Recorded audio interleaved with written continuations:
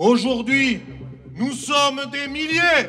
Quelques semaines à peine, nous étions seuls à rêver d'un peuple vigneron qui se lèverait comme un seul homme pour dire à la France entière: la viticulture se meurt.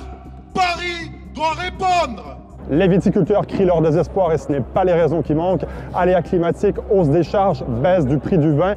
La viticulture française vient de connaître une autre année extrêmement difficile. Alors aujourd'hui, en Occitanie, région très touchée par la sécheresse, de nombreux exploitants manifestent à Narbonne pour réclamer au gouvernement un plan Marshall du vin. L'Aude compte parmi les départements où le déficit de pluie est le plus criant. Depuis 3 ans, les agriculteurs doivent composer ici avec 30% moins d'eau. C'est le cas de Sylvain, désespéré par l'état de ses vignes. Il n'avait jamais connu une situation aussi difficile depuis qu'il a repris une entreprise familiale il y a une vingtaine d'années. Le pire, c'est... il y a 2 ans ou 3, c'était comme ça.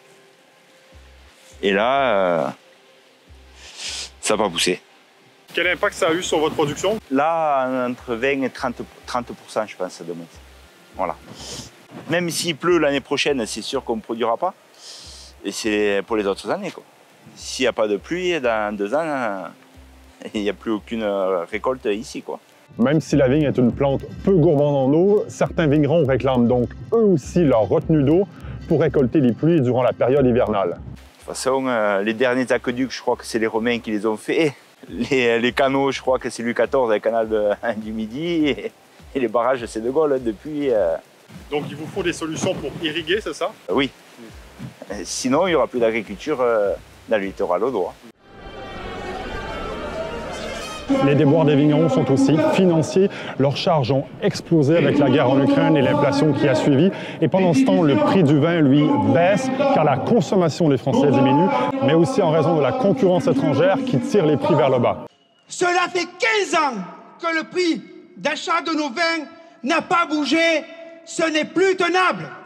Nous devons avoir des prix qui doivent nous permettre de vivre de nos produits en intégrant nos coûts de production. On souhaite que la communauté européenne, on soit tous sur le même pied d'égalité, les salaires, les cotisations. Et là, peut-être qu'on serait, au niveau commercial, on serait compétitif, voire meilleur que les autres. Si je suis là, c'est surtout aussi pour l'augmentation de toutes les charges. C'est le gasoil, pour ce qui nous concerne à nous, le gasoil, tous les produits phytosanitaires. Puisque le ministre ne veut pas nous entendre, je pense qu'on n'a qu'une seule solution, c'est faire péter, quoi. Dans la région, les vignerons utilisent des méthodes radicales pour se faire entendre. En octobre, des camions transportant du vin espagnol ont été stoppés à la frontière et leur cargaison détruite. Des locaux de négociants ont été vandalisés et incendiés aussi ces dernières semaines. Mais ces actions et les solutions défendues, notamment sur l'irrigation ou l'usage de produits phytosanitaires, ne font pas l'unanimité au sein de la profession.